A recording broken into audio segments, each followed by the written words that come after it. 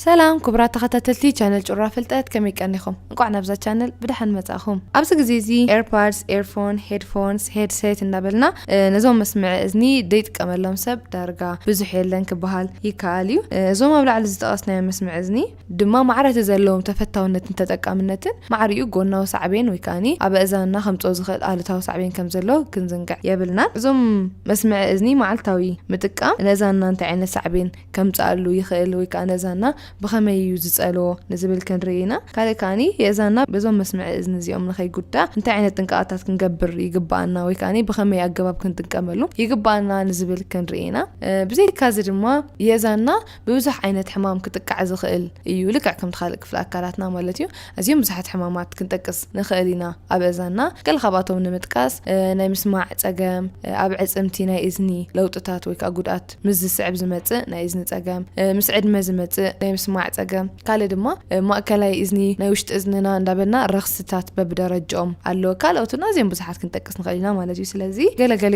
أزيون كبتي قال دما بقليل خفوسو زخيلو دما مالتيو حدا خبزهم ناي إذن تقام زخونا تينايتس إلنا نتوعو معالتاوي أب إذني قال تيت زبل دمتي جيج زبل وشش زبل دمتي معالتاوي يسمعي زبل سب دما قالو سلازي زحمام زي تينايتس تباهيلو زوع ايو مالتيو بخمي يخمت الناس خيل إذا أنا أنت مزخوني خمس عينة دمتي زهبنا وي مبقزيو انتايو تانقتي نايتس انتايو ملكتاتو خنتاي مسل بزي كازي جج زبل دمتي وي كاني تيت زبل دمتي معلتاو مالتي ازيم زشقرهم سبا سلازلو بزي كازي ملكتاتو خ قال انتاي قالوو انت زي تحكيمو خمطو زخل سعبيناتك انتاي يمثلن بمنتاي كخنكالا خلو نخيل نزبلو حسابات ابزا مدبنا خنريو اينا كسام وداتا مسي حبيركم كتصنح دما بخبري يعدم حراين بار كم تقدمه زغسكو يزنا بزوم زمناوينا إذن مسمعتات أزيو كودا يخاليو بخما يزودا ويكانت يتزغودو غنديخه ترايلنا تقدماي كنت أصلا غير دمتي ايو مالتي كنسمع كلنا نقبر عقن دمتي أبزنا أزيو قدا ألو مالتيو انتاي اندحرايلنا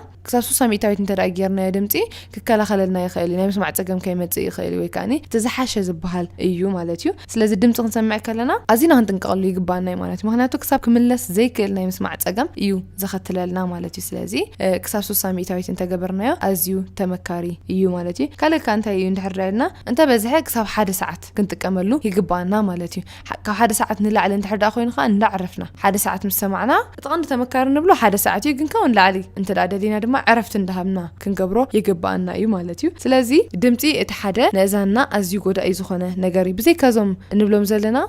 نا اذن مسمعتات كمان ازيو برتع دمتات نازانا ازيو غدا عبيت سبيكرات قلاب زلوو ازانا مكلخل انت قبرنا تمراتي ايو مالتيو كالكاني زي ايرفونز هيدسيت متقام انت يزقبر انت رايدنا حدا اكسس ايرواكس كله يقبر مالتي ابزنا نازل كوكع ببزحي كله يقبروا مو زخاني ببزحي تيرفون نتقاملو غيزي وي كانت ايربودز نتقاملو زلنا ساعات طلي يفطر اب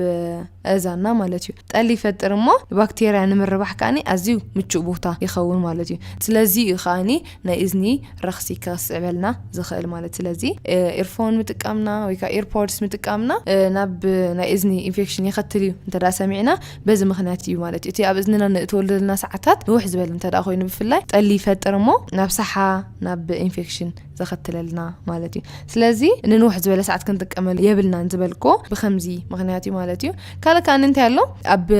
تدمصي دايركت وكاني بقطتا نوش اذاننا ياتو سلازلو بزي ول حدا مكلاخله مالتيو اب امروناون صقم كمص يخاليو مالتيو سلازي كنتقام كلنا حدا تقدماي كنغبرو زلنا ام سمعلو غيزي دمص كنقنسيو اتخالاي دما ما مستتقمنالو مصراي مالتي مهناتو كم زولكو بقطتا نبزنا ياتو سلازلو مهان سفلالي باكتيريات حيزو خلو سلازخل ما مستتقمنالو كنصريو يغبانا مالتيو كان ابزنا اذن كيتقسكو كحلف زيدلي مصري اذني إنا كيو تيبس إنا نتقاملو مالتيو طقلالا نتقاملهم يابلنا مالتي سلامنتاي ندحرداينا اتخوكع نوصو زلنا وي كان نطري زلنا مسيلنا مالسنا نوشتي بمئتاو او تاكيو طل نخفطر إنا نغبرو زلنا سلازي زخونا عينت مصريلنا بسنا خنأتو يابلنا مالتيو كال دما انت يالو اب ايرفونز هيدسيت كلا نحسب كلنا نان ايونايزنج زبحال راديشن وي كاني چرر الله وي مالتيو سلازي چرر الله نسمعنا ازي حدغኛ خفت چرر زمصيو كلا نسمعنا انتايو እዚ چرر زخسرح كلو كغودوم ايكلنيو نود سبزي غوداي ايكونن تباهيلو ايو زسرح زبزح غيزي كن بعقنو دما كلا ابطعنانا الو توسعبين كلو يخاليو مالتيو ማለት እዩ ካብ ዝጨረር ዝተላዕለ ብፍላይ ድማ ብብሉቱዝ ዝሰርሑ ስለዝኾኑ ማለት እዩ በዚ EMF ዝበሃል ስለዝሰርሑ ዝበዝሑ ኩሎም ማለት እዩ ስለዚ እዚ ጨረር ኣብ ሓፈሻው ዞን ኩሎም መስምዕ እዝኒ እንረኽቦ ብዙሕ ጎዳይ ኣይኮነን ግን ብዓቐኑን ብብዝሒ ምጥቃምን ምስ ዝመጽእ ኣሉታዊ ጽልዋ ክህልዎ ይኽእል እዩ ማለት እዩ እቲ ካልኣይ ዝበልናዮ ናይ እዝኒ ሕማም ጠቐስናዮ ድማ ቲናይትስ ተባሂሉ ዝጽዋዕ ማለት እዩ ኣብ እዛና ኣብ ዙርያና ዘይለ ድምጺ ንሕና ጥራይ ክንሰምዖ ንኽእል ማለት እዩ ግን ጭር ዝብል ወይ ከዓ ሹሽ ዝብል ፂፅ ዝብል ወይ ጅጅ ዝብል ዝተፈላለዩ ዓይነት ድምጺ ክንሰምዕ ከለና እዩ ዚ ቲናይትስ ተባሂሉ ዝጽዋዕ ማለት እዩ ኣዝዩ ልሙድ እዩ ካብ 15 ክሳብ 20 ሚእታዊ ሰባት ኣብ ዓለምና የጥቅዕ ማለት እዩ እንታይ ከም ምክንያታቱ እንድሕር ኢልና ድማ እቲ ቀዳማይ ክኸውን ዝኽእል ሓደጋ ወይ ከዓ መጉዳእቲ ንእዝንና ማለት እዩ ብሓደጋ ተሃሪምና ነርና እንተዳ ኮይና ድሕሪ ሓደጋ ዝመጽእ ክኸውን ይኽእል እዩ ወይ ከዓ ዝኾነ ዓይነት ርክስ ናይ እዝኒ ወይ ከዓ እቲ ኢርካና ልምዶ ናይ እዝንና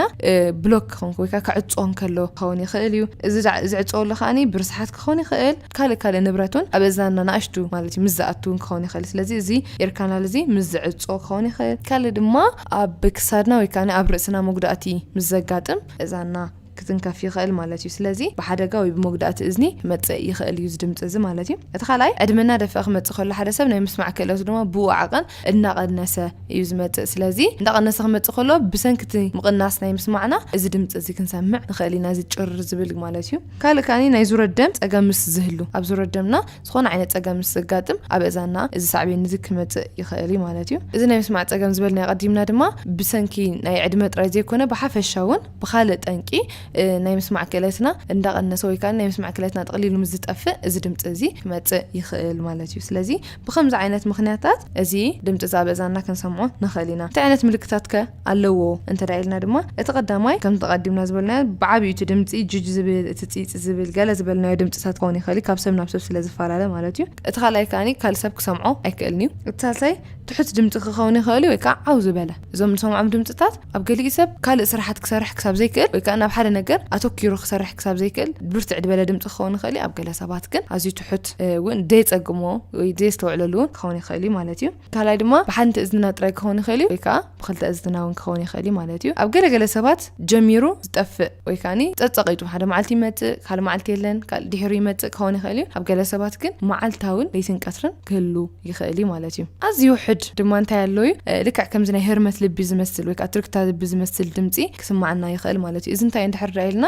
እቲ ብዶክተራት ብመመርመሪ ክምርምሩካ ከለው ዝስማዕ ማለት እዩ እቲ ካልእ ቀዲምና ዝበልናዮ ድምጽታት ንዓኻ ጥራይ ዝስማዕካ ክኸውን ይኽእል እዩ እዚ ሕጂ ንብሎ ዘለና ወይ ከዓ ከምዚ ናይ ህርመት ዝመስል ድምጽ እንተዳ ኮይና ንሰምዕ ዘለና ግን ዶክተር ኣብ ዝምርምራሉ ግዜ ክሰምዖ ይኽእል ማለት እዩ ክስማዕ ዝኽእል እዩ እዚ ድምጽታት እዚ ከም ተቀዲመ ዝበልኮ ንገለ ሰባት ክርብሾም ይኽእል ንገለ ግን ጠቕላላ ዘይስተውዕሉን ክኾኑ ይኽእል እዮም ማለት እዩ ብምንታይ ከም መበገስ ናይ ዝወይ ከዓ ነዚ ነገርሲ ከቃልዑና ዝኽእሉ ነገራት ከ እንታይ እዮም እንተዳ ኢልና እቲ ቀዳማይ ንኣዝዩ ዓው ዝበለ ድምጺ ምስ ንቃልዕ ከም ተቀዲመ ዝበልኮ ኢርፎን ሄድሴት ገለ ምጥቃም እሞዓው ኣቢልና መዓልታዊ ምስ ንጥቀም ብብዝሒ እውን ምስ ዝኸውን ሓደ ካብቲ መበገሲ ክኸውን ይኽእል እዩ ብዘይካ ካብ ኤርፖድስ ካብ ሄድሴት ወጻኢ ካብዞም መስምዒ ዝንብሎም ዘለና ወጻኢ ድማ ብስፒከራትን ዓው ዝበለ ድምጺ ኣብ ዘለዎ ከባቢታትን እውን ምስ ንቃልዕ ክኸውን ይኽእል እዩ እቲ ካልኣይ ዕድመ እናወሰኸ ወይ ከዓ እናደፈአ ክኸይድ ከሎ እቲ ሳልሳይ ብጾታ ማለት እዩ ካብ ኣብ ደቂ ኣንስትዮ ንላዕሊ ኣብ ደቂ ተባዕትዮ ይልዕል ስለዚ ወዲ ምዃን ወይ ከዓ ወዲ ተባዕታይ ምዃንሲ ገለ ካብቲ ነዚ ሕማም ዘቃልዑና ነገራት እዮም ወይ ከዓ ዕድመ እናወሰኸ ናብ ስንኸይድ እዚ ነገር እዚ ክመጽእ እዩ ተባሂሉ ንጽበዮ ነገር እዩ ምስ ዕድመ ምውሳኽ ማለት እዩ ካልእ ከዓ ብብዝሒ ኣልኮል ዝወስዱ ወይ ከዓ ሽጋራ ዘትክኹ ሰባት ነዚ ነገር እዚ ተቃልዑ እዮም ብዘይካ እዚ ድማ ሕዱር ሕማም ዘለዎም ሰባት እውን ካብኡ ዝተበገሰ ክኸውን ይኽእል እዩ ማለት እዩ ንኣብነት ደም ብዝሒ ናይ ልቢ ሓፈሻዊ ኣብ ልቢ ክመጽእ ዝኽእሉ ጸገማትን ልዕሊ ዓቐን ክብደት ምህላውን ማለት እዩ እዚ ምዚኦም ተታሒዙ ድማ እዚኣቶም ከቃልዑና ይኽእል እዮም ማለት እዩ መዓሲና ኸ እዚ ነገር እዚ ልክዕ ከምዚ ዓይነት ድምፂ ክንሰምዕ ምስ ጀመርናስ ዕንሽዑን ከይድና ሕክምና ክንራዮም ኣለና ወይ ከዓ ዶክተር ክንቀርብ ኣለና ንብሎ መዓሲዩ እንተዳይልና ሓደ እዚ ድምፂ እዚ ኣብ ንሰምዓሉ ግዜ ወይ ከዓ እዚ ድምፂ እዚ ካብ ዝጅምር ጀሚሩ ምስማዕና እንዳቐነሰ ምስ ዝኸይድ እዚ ህጹጽ ሕክምና ዘድልዮ እዩ ማለት እዩ እቲ ካልኣይ እዚ ድምፂ ከሎ ብተወሳኺ ግን ሕውዝ ዝምባል ዲዚነስ መለስ እንብሎ ማለት እዩ ጠጠው ኣብ ንብለሉ ግዜ ርእስና ፅሩሩ ምባል ሕውዝ ምባል ከምዚ ዓይነት ምልክት ምዝህሉ ቀልጢፍና ዶክተር ክንራኣዮ ይግባአና እዩ ሳልሳይ ድማ ብሰንኪ እዚ ድምፂ እዚ ገለ ሰባት ጭንቀት የማዕብሉ ማለት እዩ ምክንያቱ ካልእ ሰብ ክሰምዖ ዘይክእል ድምፂ ይርብሾም ኣሎ ብውሽጡ ማለት እዩ ስለዚ ንገለ ሰባት ናብ ጭንቀት ክኸትለሎም ስለዝኽእል ከምዚ ዓይነት ናይ ጭንቀት ምልክት ምስ ንሪኦ ኣብ ኣካላትና ብህፁፅ ናብ ዶክተር ክንቀርብ ይግባአና እዩ ማለት እዩ ብዘይካቲ ህፁፅ ዝኾነ ኣብ ኖርማል ግዜ ኸኣኒ ስቂለ ዶ ክገድፎ ወይስ ክራኣዮ ኣለኒ እንድሕር ራኣየና ካብዞም ምልክታት ዝረኣናዮም ወፃኢ እንተኾይኑ ማለት እዩ እዚ ድምፂ እዚ ላዕለዋይ ናይ እስትንፋስ ክፋል ኣሎ ኣብኡ ዝኾነ ዓይነት ኢንፌክሽን እንድሕር ወይ ከዓ ረኽሲ ነይርናስ ብድሕሪ ዝረኽሲ እዚ እንድሕር ዳ ኮይኑ እዚ ድምፂ እዚ ዝጅምር ዘሎ እሞ ኣብ ውሽጢ ሓደ ሰሙን ድማ ከይሓወየ ወይ ከዓ እዚ ድምፂ እዚ ኣብ ውሽጢ ሰሙን እዚ ምስ ዘይገድፈና እዚ ሕጂ ናብ ዶክተር ክንቀርብ ይግባአና ህፁፅ እውን እንተዘይኮነ ግን ክንራኣዮ ይግባአና እዩ ማለት እዩ እቲ ካልኣይ እዚ ከመይ እዩ እንድሕር ራኢልና እዚ ላዕለዋይ upper respiratory tract ንብሎ ብሓፈሻቲ ላዕለዋይ ክፋል ምስትንፋስ ማለት እዩ ላዕለዋይ ክፋል ምስትንፋስና ንብሎ ዘለና ኣብ ፋሪንጃይትስ ክኸውን ይኽእል እዩ ትራኪያ ክኸውን ይኽእል እዩ ሓፈሻ እዞም ቱቦታት ናይ ምስትንፋስና ማለት እዩ ካብ ኣፍና ጀሚርና ክሳብ ኣፍ ልብና ከባቢ ዝርከቡ ማለት እዩ ብሓፈሻ ካብ ሳንቡ ወፃኢ ማለት እዩ ኣብዚኦም ዝኾነ ዓይነት ረኽሲ ኣጋጢምና ነይሩ ተራኢናዮ ተሓኪምናዮ ክንከውን ንኽእል ኢና ነይርናስ ድሕሪ እዚ ግን ካብ ምስ ገደፈና ካብኡ ተበጊሱ እዚ ድምፂ እዚ ክርብሸና ይጅምር ማለት እዩ ድሓር ከዓ መይሱ ኣብ ውሽጢ ሰሙን ከዓ ዘይፍታሕ ዝቕፅል እንተዳ ኮይኑ ቀልጢፍና ክንራኣዮ ይግባአና ናብ ዶክተር ክንቀርብ ኣለና ማለት እዩ ህፁፅ እኳ እንተዘይኮነ ማለት እዩ ሕራይ ከይተሓከመ እንተዳ ተሪፍኸ እንታይ ዓይነት ሳዕቤን ከኸትል ይኽእል እንተዳ ኢልና ቀዳማይ ጭንቀት ዘማዕብሉ ሰባት ኣለዉ ብሰንኪ እዚ ማለት እዩ እቲ ካልኣይ ናይ ድቃስ ፀገም እውን ከኸትል ይኽእል እዩ ምክንያቱ እዚ ድምፂ እዚ ደቂስካ እውን ክገድፈካ ዘይከኣል እንተዳ ኮይኑ ወይ ኣብ ግዜ ድቃስ ዝርብሽ እንተዳ ኮይኑ ናይ ድቃስ ፀገም ዝገብረሎም ሰባት ኣለዉ ኣብ ሳልሳይ ናይ ምዝካር ክእለቶም ዝቕንስ ሰባት ኣለዉ እዚ ማለት ከይተሓከመ ኣዝዩ እናገደደ ኣብ ዝኸደሉ ግዜ ማለት እዩ ከይተሓከመ ምዃም ዝተርፍ እቲ ራብዓይ ድማ ሕማም ርእሲ ክኸትለልና ይኽእል ማለት እዩ ኣብ መወዳእታ ከዓ ፋቲግ ንብሎ ወይ ከዓኒ ድኻም ካብ ምሕር ድምፂ ዝምድግጋም እዛና ኣዝዩ ክደክም ይኽእል ማለት እዩ ስለዚ ከምዚ ዓይነት ዝገደደ ሳዕቤን ስለዘለዎ ቀልጢፍና ክንሕከሞ ይግባአና ማለት እዩ እሞ እንታይ ዳ ክንገብር ኣለና እዛና ጥዑያት ንክኾነ ወይ ከዓ ጥዕና እዝንና ንኽንሕሉ እንታይ ክንገብር ይግባአና ብሓፈሻ እንተዳይልና እቲ ቀዳማይ ክንገብሮ ዘለና ከም ተቐዲመ ኣብ ናይ